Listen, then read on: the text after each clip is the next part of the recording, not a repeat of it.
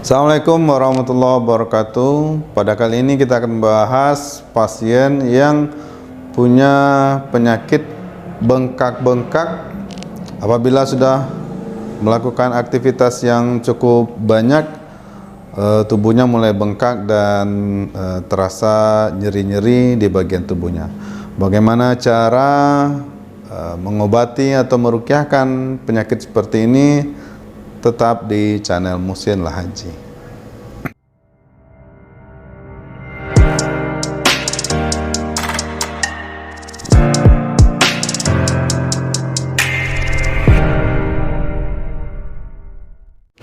Sahabat semua, terima kasih yang terus mengikuti channel Muhsinlah Haji. Terima kasih yang sudah subscribe, menekan tombol lonceng notifikasi, like, comment, dan share.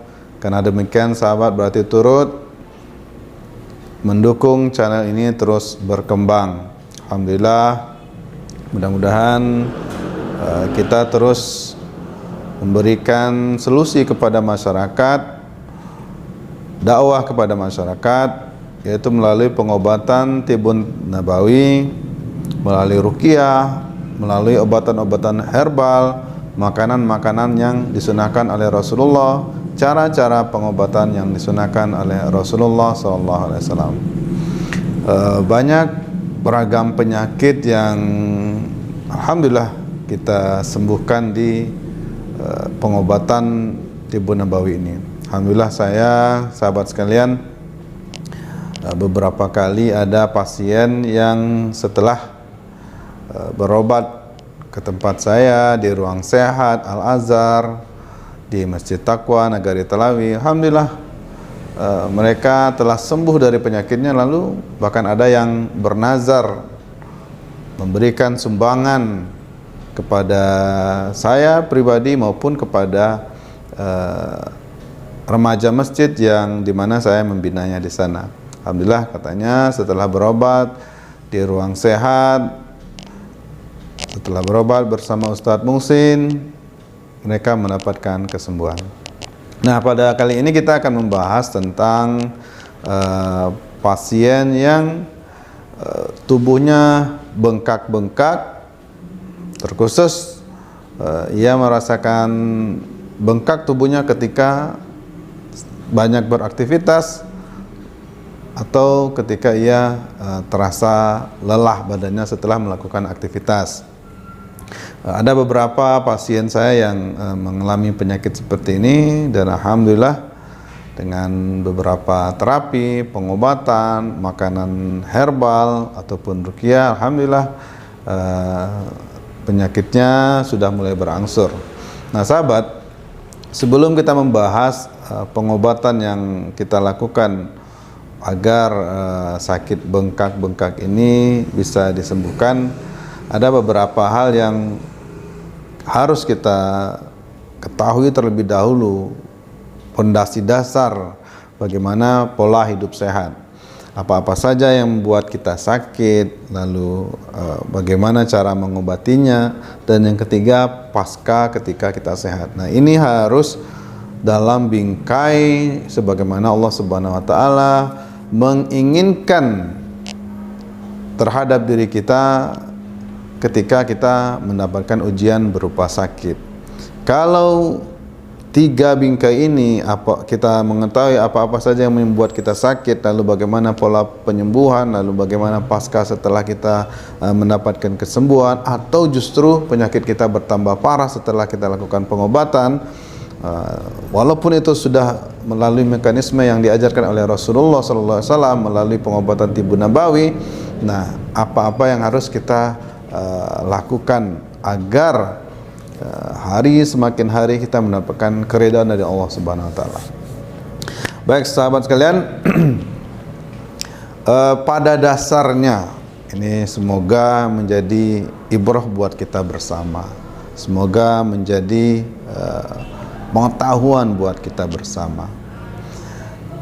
Sahabat, ada kalanya pasien yang datang ke tempat saya, baik berobat di Ruang Sehat Al-Azhar ataupun langsung datang ke rumah saya, ada kalanya pasien ini seperti pergi ke dokter dia merasa penyakit yang ia derita itu harus segera sembuh. Nah, ini sebenarnya masalah, sahabat sekalian. Dia tidak menyandarkan bahwa Allah Subhanahu wa taala yang memberikan sakit kepada dirinya, dan Allah Subhanahu wa taala jugalah yang akan memberikan kesembuhan kepada dirinya. Jadi ini sebenarnya, sahabat sekalian, sebuah permasalahan yang cukup serius yang terjadi di lingkungan kita, yang terjadi di masyarakat kita, dan mungkin juga akan terjadi pada diri kita. Ketika kita sakit, lalu tidak ada ibrah sebagaimana Allah Subhanahu wa taala memberikan hikmah di balik sakit, kita hanya berusaha mencari penyembuhnya atau mencarikan kambing hitam terhadap apa penyebab sakit kita. Nah, sahabat sekalian, disinilah kenapa video saya pada kali ini itu kita menarik permasalahan dari awal terlebih dahulu. Karena bukan sekedar bagaimana menyembuhkan sakit lalu sembuh, atau ketika kita berobat tapi bukannya malah sembuh tapi tambah sakit. Nah, bagaimana cara mensikapi ini? Sahabat sekalian, pasien saya ada beberapa orang yang ketika dia berobat lalu dia hanya berpikir bagaimana bisa sembuh.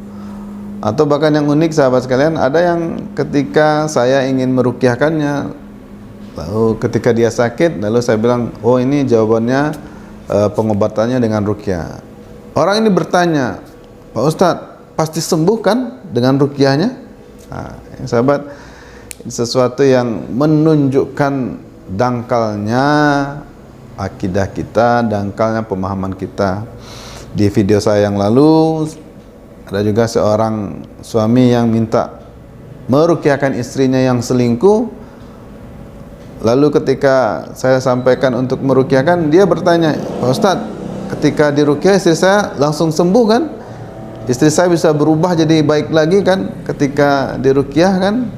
Nah, semestinya kan kalau penyembuhan Tibun Nabawi ini kan, sahabat sekalian, ini kan penyembuhan total mendasar dalam kehidupan manusia. Mungkin ada kalanya Anda senang saja ketika penyakit Anda tiba-tiba sembuh. Sebagai pengibaratan, genteng kita bocor, lalu air masuk ke lantai kita, lalu seseorang menolong mengepel lantai yang basah ini. Mungkin Anda merasa senang saja karena alhamdulillah lantainya sudah kering, sudah kinclong lagi. Tapi Anda tidak berpikir bagaimana menambal lonteng yang di atas yang bocor ini. Padahal seharusnya, semestinya genteng loteng yang bocor ini seharusnya yang harus diperbaiki. Memang tidak ada salahnya ketika seseorang membantu membersihkan lantai yang basah ini, memang tetap bermanfaat. Tetapi jauh lebih bermanfaat seseorang yang menolong lontengnya bocor tapi tidak membantu lantainya bersih. Jadi lantai gentengnya sudah bagus kembali, sudah baik kembali, tapi air yang menumpuk di karpet, yang membasahi kasur, yang membasahi rumah, orang yang memperbaiki loteng ini tidak ikut membersihkannya. Nah, kira-kira Anda pilih yang mana? Seseorang yang ketika loteng Anda bocor, air masuk ke dalam kamar Anda, ke dalam rumah Anda, seseorang membersihkan lantai atau ruangan Anda sebersih-bersihnya sampai mengkilat, sampai wangi, sampai harum, menata kembali, tapi lotengnya tidak ia bersihkan. Atau sebaliknya, seseorang yang menambal lotengnya tetapi tidak ikut membersihkan lantai yang kotor. Tentu saja yang terbaik adalah seseorang yang membantu membenarkan lotengnya, membersihkan lantainya. Tapi kalau saya disuruh memilih, sahabat sekalian, maka saya lebih memilih seseorang yang membantu memperbaiki loteng terlebih dahulu. Lantai bisa saya bersihkan di kemudian hari, atau bahkan air yang menggenang tersebut akan kering sendiri. Nah, begitu juga dengan pengobatan, sahabat sekalian. Ada kalanya orang hanya memberikan pengobatan yang sederhana saja, tapi pada intinya tidak menyembuhkan. Maksudnya begini, seseorang penyakit asam urat contohnya. Asam urat ini, sahabat sekalian, perlu kita ketahui, itu penyebab utamanya salah satunya adalah ginjal yang bermasalah. Nah, kita seringkali minta kaki kita yang terasa sakit, kebas itu, tolong dihilangkan sakitnya sesegera saat itu juga. Nah, tentu saja kita akan mencari obat pereda nyeri. Setelah minum obat pereda nyeri, ya hebat ya obatnya, sakit saya hilang. Sebenarnya ini bukan solusi, walaupun terlihat solusi atau menyelesaikan masalah, tapi sebenarnya bukan menyelesaikan masalah pokoknya, intinya. Kalau ginjal bermasalah, tentu saja ia harus mengkonsumsi makanan-makanan yang memperbaiki ginjal, atau ia berkomitmen menghindari makanan-makanan yang bahkan merusak ginjal. Ketika ginjal sudah sehat, bahkan tanpa obat pereda nyeri, nyeri yang ada di tubuhnya akan segera sembuh. Nah, ini hal yang perlu kita kaji lebih mendasar, sahabat sekalian, agar kita selain mendapatkan kesembuhan juga mendapatkan keridhaan dari Allah Subhanahu wa taala. Nah, oleh karena itu, sahabat sekalian, setiap pasien yang berobat kepada saya di ruang sehat, senantiasa akan saya berikan pengarahan agar menginsafi terlebih dahulu. Bukan berarti setiap seorang yang sakit adalah seorang pendosa, bukan. Boleh jadi saya juga suatu ketika nanti sahabat akan mendapatkan penyakit juga. Allahu a'lam bishawab. Mudah-mudahan mari kita bersama-sama, insyaallah saya semoga diberikan kesehatan oleh Allah Subhanahu wa taala. Amin ya rabbal alamin. Tetapi ketika kita diberikan penyakit, kita harus berusaha menyadarkan diri kita terlebih dahulu. Kita eling, kalau bahasa Jawanya eling terlebih dahulu, bahwa ini dari Allah. Senantiasa kehidupan kita sadarkan diri kita ada dapat uang, ini dari Allah. Ketika uang kita hilang, sesungguhnya dia kembali kepada Allah. Anak kita bermasalah, ini Allah yang bisa menyembuhkan ini, Allah. Ketika anak kita nakal, bandel, ini sesungguhnya Allah cuma yang bisa menyembuhkannya. Nah, lalu kita berbisik kepada diri sendiri, jangan-jangan anak kita nakal, anak kita bermasalah, ini karena saya bermasalah, mungkin.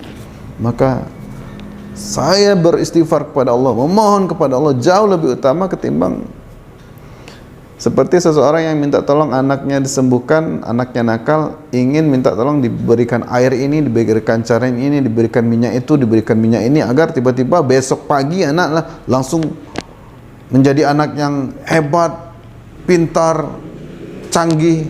Nah, ini kan sesuatu yang tidak fitrah, sesuatu yang instan. Sesungguhnya sahabat sekalian, ini tidak sehat, sesuatu yang instan. Nah, kita harus sadari apa yang terjadi jauh hari, lalu apa yang akan kita lakukan ke depannya. Anak bermasalah mungkin karena pola didik kita yang salah, karena tidak menerapkan nilai-nilai agama dalam kehidupan kita. Lalu ketika ia bermasalah, kita berusaha memperbaikinya pun dengan agama, dengan nilai-nilai yang diajarkan Rasulullah. Sehingga mungkin kita sudah setahun yang lalu, 5 tahun yang lalu, 10 tahun yang lalu anak kita tidak pernah kita ajarkan dengan nilai agama, lalu hasilnya berdampak buruk, maka 10 tahun, mudah-mudahan jangan sampai 10 tahun pula kita memperbaiki anak kita. Tapi sadarilah bahwa apa yang kita lakukan jauh hari sebelum ini terjadi, kita pun punya kesadaran bahwa kita akan mengobati, menyelesaikan permasalahan anak ini dengan cara sabar. Karena sudah lama anak ini tidak mendapatkan nilai agama, maka kita berusaha pula semaksimal mungkin, walaupun kita berdoa jangan sampai lama, tapi walaupun lama baru akan sembuhnya sifat anak yang nakal ini, kita tetap jangan berputus asa. Nah, begitu juga dengan penyakit, sahabat. Boleh jadi penyakit yang kita derita itu karena kelalaian kita, walaupun tidak mesti seseorang yang sakit itu adalah cenderung pendosa. Contohnya Nabi Ayub. Apakah Nabi Ayub adalah seorang pendosa? Rasulullah ketika sakit, apakah Rasulullah seorang pendosa sehingga ia sakit karena dosa-dosanya? Tidak mesti begitu. Tapi yang paling kita sadari bahwa penyakit ini datang dari Allah, lalu hanya Allah saja yang bisa menyembuhkan. Nah, kesadaran ini, sadar terlebih dahulu, eling terlebih dahulu kita terhadap apa yang terjadi pada diri kita sendiri. Jika ini adalah ujian dari Allah, maka bersabar dan teruslah berobat. Jika ini adalah hukuman dari Allah karena dosa-dosa kita, maka perbanyaklah istighfar sembari terus berobat. Oke, sahabat sekalian, fondasi pertama mudah-mudahan memberikan kesadaran kepada kita. Nah, perihal penyakit seseorang yang tubuhnya bengkak-bengkak setelah beraktivitas, ia bengkak dan terasa nyeri-nyeri di tubuhnya, kita harus menyadari terlebih dahulu kira-kira apa penyebab dari penyakit. Nah, dalam beberapa artikel ataupun keilmuan, ini bisa jadi disebabkan oleh rendahnya imun tubuh, sehingga virus-virus yang masuk ke dalam tubuhnya tidak terlindungi. Tubuhnya tidak terlindungi sehingga virus itu mengancam tubuhnya, menyerang tubuhnya. Yang kedua bisa jadi karena jantung bermasalah. Yang tiga bisa jadi karena ginjal bermasalah. Ingat, sahabat sekalian, seseorang yang sakit bengkak-bengkak seperti ini bisa jadi pertama karena imun tubuhnya yang lemah, yang kedua karena jantung bermasalah, yang ketiga karena ginjal. Ini dari segi keilmuan yang saya miliki, dan kalaupun ada sahabat sekalian yang mempunyai pengetahuan yang lebih dari ini, silakan berikan juga nanti komentarnya atau masukannya. Nah, rata-rata sahabat sekalian, imun tubuh bermasalah, jantung bermasalah, ginjal bermasalah, itu salah satunya disebabkan oleh stres. Imun tubuh bermasalah, imun tubuh rendah itu disebabkan oleh stres. Jantung bermasalah itu disebabkan oleh stres. Nah, bagaimana cara memulihkan stres ini? Dengan cara semakin mendekatkan diri kepada Allah Subhanahu wa taala. Inilah kenapa agama sangat penting dalam pemulihan penyakit seseorang. 55% penyakit disebabkan oleh pikiran, oleh hati yang bermasalah, oleh mental yang sakit, oleh jiwa yang sakit. Maka ketika kita ingin sembuh dari penyakit, terutama dari penyakit-penyakit yang sifatnya lama, sakit gatal tahunan, batuk tahunan, sakit kepala tahunan, lambung tahunan, ini sahabat sekalian rata-rata penyakit yang disebabkan oleh mental yang bermasalah, jiwa yang bermasalah, stres yang berlebihan. Nah, cara menyelesaikan permasalahan ini dengan cara menata kembali mental kita, menata jiwa kita. Dengan apa sahabat? Dengan agama. Perbanyak ibadah, perbanyak istighfar. Seringkali sahabat, orang-orang yang stres, kita tidak membicarakan siapa-siapa, ada beberapa orang yang dekat dengan saya, itu orang yang cenderung stres. Kalau anak saya nanti nggak kuliah, gimana ya? Nanti malu sama teman-temannya. Kalau suami saya berhenti bekerja besok, saya mau makan apa? Kalau rumah saya terbakar, saya mau tinggal di mana? Pemikiran-pemikiran seperti ini yang disebut stres, sahabat. Anak saya, insya Allah Allah yang akan memberikan jalan keluar kepadanya. Suami saya, ia yang akan memberikan solusi. Rumah tangga saya, Allah yang akan memberikan solusi. Ini harus dilatih diri kita, sahabat. Karena sesungguhnya Allah yang memberikan rezeki. Kalau seandainya suami saya berhenti bekerja, berikan motivasi kepada diri. Ini adalah ujian dari Allah. Gampang bagi Allah ingin mengkayakan seseorang, mensukseskan seseorang, memberikan rezeki kepada seseorang, menghidupkan, bahkan mematikan. Gampang sangat bagi Allah Subhanahu wa taala. Nah, makanya tata hati kita agar jangan mudah stres, sehingga kita tidak mudah terserang oleh penyakit. Imun tubuh lemah itu biasanya karena stres yang berlebihan. Nah, mental, jiwa yang harus diperbaiki. Lalu yang harus kita sadari adalah bahwa sesungguhnya ketika kita sudah dekat dengan Allah, walaupun itu kita tetap sakit, maka tetap akan menjadi kegembiraan bagi kita. Setelah kita sadari bahwa ya Allah, ini mungkin dosa-dosa saya yang menyebabkan saya asam urat bertahun-tahun, lambung sakit bertahun-tahun. Lalu ketika kita insaf dan sadar, ibadah kita bertambah, bacaan Quran kita bertambah, tahajud kita bertambah, zikir kita bertambah, sedekah kita hebat, hutang riba kita tinggalkan, senantiasa bagi wanita menutup aurat. Setelah ini terlaksana tapi kita masih sakit, sesungguhnya diri ini akan tetap enjoy dan sakit tidak akan menjadi terlalu bermasalah. Dia akan membisikkan kepada dirinya, ya Allah, sakit ini sesuai hadis Rasulullah akan menghapuskan dosa-dosa saya. Maka boleh jadi ketika ia sakit malah ia mengucapkan alhamdulillah ya Allah, terima kasih engkau memberikan aku sakit ya Allah, karena sungguhnya dosa-dosaku akan terampuni dengan sakit ini ya Allah. Bisa jadi walaupun ia sakit tetap hatinya gembira, perasaannya lapang, tidak ada masalah, dia menghadapinya dengan ketenangan. Nah, ini yang dipentingkan oleh sahabat sekalian, perasaan lega, perasaan positive thinking kepada Allah Subhanahu wa taala. Insyaallah lambat laun ini mesti akan menyembuhkan sahabat. Nah, selain pikiran atau stres yang menyebabkan penyakit, berikutnya adalah pola makan yang salah. Bukan berarti seorang yang sakit ini pasti pola makannya salah, bukan. Seperti yang saya sampaikan tadi, Rasulullah sakit kepala, Rasulullah sakit perut, berarti Rasulullah ini pola makannya salah. Nabi Ayub sakit, berarti Nabi Ayub ini nggak beres pola makannya, bukan begitu. Bisa jadi pola makan yang salah. Apa-apa pola makan yang salah? Nah, bisa kita contoh di banyak artikel. Seseorang yang makan makanan mengandung zat gula tinggi, ini harus segera dihindari.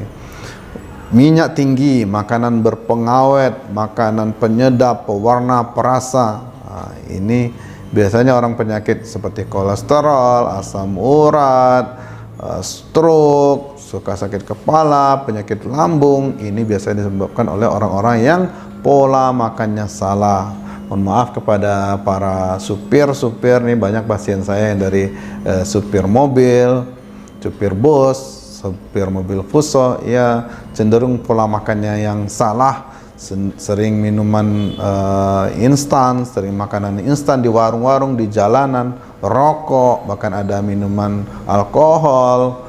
Nah, ini menyebabkan organ tubuhnya hancur berantakan, sehingga banyak penyakit di hari tuanya. Maka sadari sahabat, kalau pola makan kita salah, bagaimana cara mengobati seseorang yang sakit gara-gara pola makan salah? Yaitu dengan memperbaiki pola makannya. Makanan gula, coba segera hentikan. Alhamdulillah sahabat, saya di rumah berusaha menghindari gula. Jadi saya usahakan tidak ada gula di rumah saya, gula putih. Kalaupun saya ingin yang manis, saya makan langsung makanan yang manis. Contohnya pisang, buah-buahan, madu, kurma. Kalaupun ada gula, saya memakai gula semut atau gula merah. Ini insya Allah kalau kita terhindar dari gula olahan seperti ini, insya Allah tubuh kita akan sehat. Saya sahabat cenderung di pagi hari itu menghindari nasi, karena nasi salah satu mengandung zat gula yang tinggi. Saya sarapan dengan buah, kurma, air madu, air jahe. Sekurang-kurangnya kalau ingin kenyang, saya dengan ubi kayu yang direbus, ubi jalar yang direbus. Saya usahakan tidak makanan goreng-gorengan. Siang hari saya baru makan nasi. Sore hari pun saya makan buah, makan sayur, makan minuman jahe, minuman kurma, sari kurma, minuman madu, minyak zaitun. Nah, ini yang sudah disunahkan Rasulullah. Jadi sahabat, ketika sakit seperti tadi, bisa jadi jantung bermasalah, bisa jadi imun bermasalah, bisa jadi ginjal bermasalah. Mungkin karena pola makan yang salah. Ke depan perbaiki pola makan. Bagaimana? Hindari makanan tinggi gula, hindari makanan tinggi minyak, makanan goreng-gorengan seperti kerupuk, makanan yang digoreng, minuman instan, mie instan, makanan olahan, berpengawet, berpenyedap, ini segera hentikan. Kalau sakit kita parah, bukan saja dikurangi, tapi hindari total. Berhenti total. Sampai kapan? Ya, sampai kita merasa baikkan.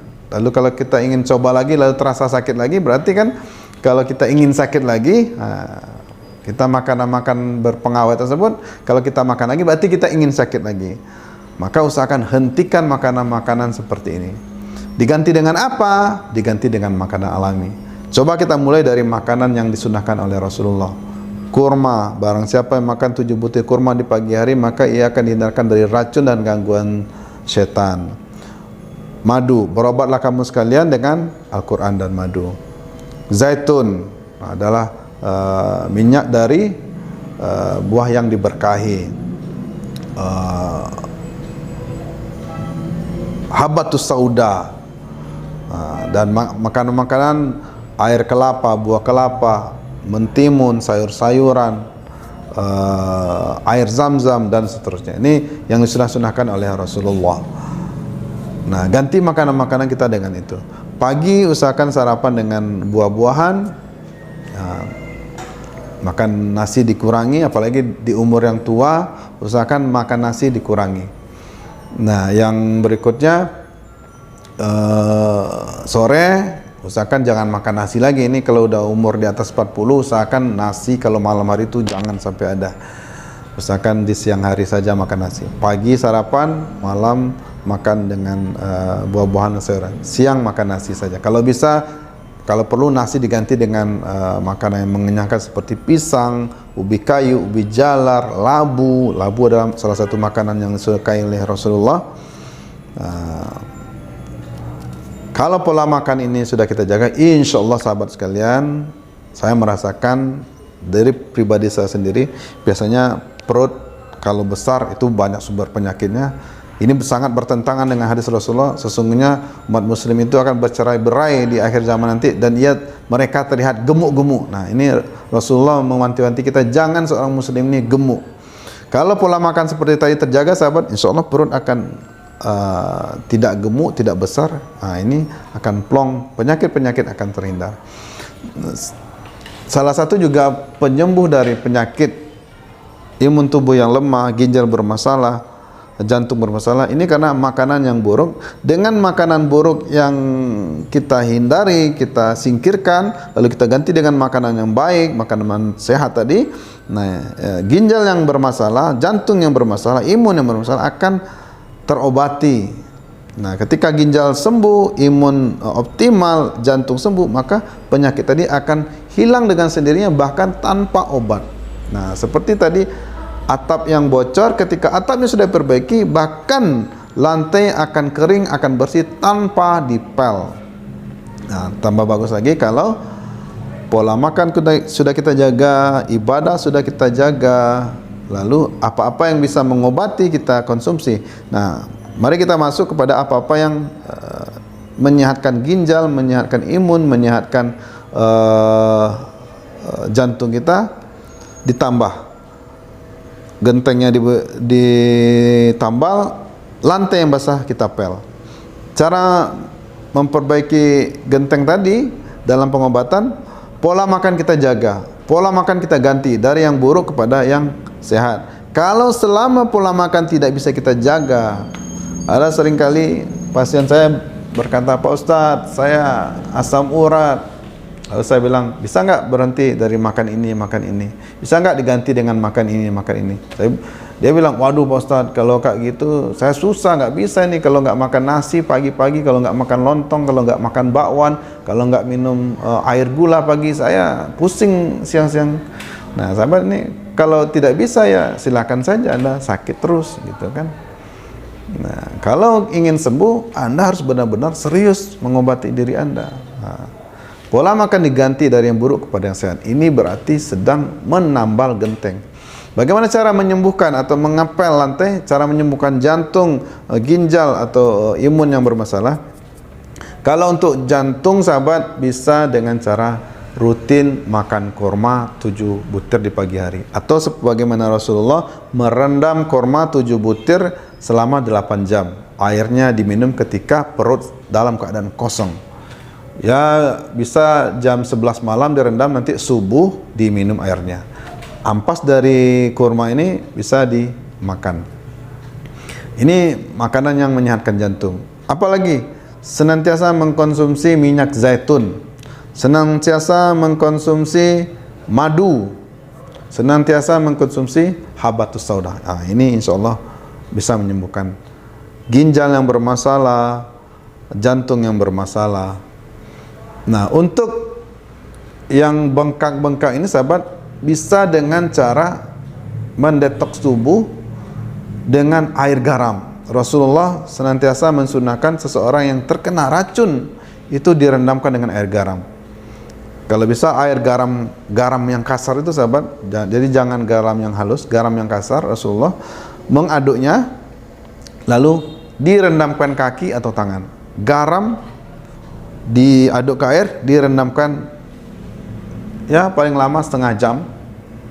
Nah, kalau bisa sahabat diruqyahkan. Nah, kita masuk kepada pola peruqyahan. Ambil air dalam satu baskom, masukkan garam. Kalau dicampur dengan daun bidara bisa juga 3, 5 sampai 7 lembar. Diaduk, masukkan garam, bacakan Al-Fatihah, bacakan ayat kursi, bacakan trikul sebanyak-banyaknya. Sahabat Rasulullah dalam mengobati seseorang baca Al-Fatihah 7 kali. Kalau bisa Al-Fatihahnya 7 kali, lalu ditiupkan setiap selesai baca Al-Fatihah sekali, tiupkan 3 kali masing-masing. Baca Al-Fatihah lagi, yang kedua kalinya tiupkan 3 kali. Sampai 7 kali. Nah, setelah itu direndamkan tangan, direndamkan kaki, kalau bisa dimandikan ke orang yang sakit. Ini kan racun di tubuhnya sedang menyebar. Dimandikan kepada orang ini, insya Allah sampai sakitnya tadi hilang. Pola makan juga harus dia segera rubah. Bisa juga dengan membaluri minyak zaitun ke seluruh tubuhnya dan diminumkan. Bacakan, ruqyahkan minyak zaitun tersebut. Sesungguhnya dengan ruqyah maka obat-obat yang kita makan ini akan maksimal, full maksimal hasilnya. Ini sahabat yang punya gejala penyakit bengkak-bengkak tubuhnya seperti ini mungkin bermasalah karena imun tubuhnya atau ginjal atau jantung. Ambil air garam, ruqyahkan, lalu mandikan atau berendam di dalam air garam. Kalau bisa air garam yang hangat. Berendam dia di dalam air garam untuk mendetoks tubuhnya agar bersih tubuhnya. Ditambah nanti minum air kelapa muda atau air kelapa tua, ini bagus, detoks dari luar, detoks dari dalam. Atau air jahe yang sebesar ini dipotong, diiris-iris, direbus, lalu dikasih kunyit, bisa juga dikasih serai, dikasih kayu manis, dikasih ketumbar. Nah, setelah berendam minum air itu. Kalau mau kasih madu, kasih ketika air itu sudah dingin. Kalau hangat bagus juga, tapi jangan kasih madu, madunya kemudian aja. Nah, ada kurma juga, ada habatus sauda, ada air zam-zam. Nah, optimalkan dengan pengobatan-pengobatan yang disudahkan Rasulullah. Senantiasa sebagaimana Rasulullah menyuruh kita baca Al-Fatihah, baca ayat kursi, baca trikul, ditiupkan ke tangan lalu dibalurkan ke seluruh tubuh kita. Mungkin saja tubuh kita sakit karena ada potensi gangguan jin.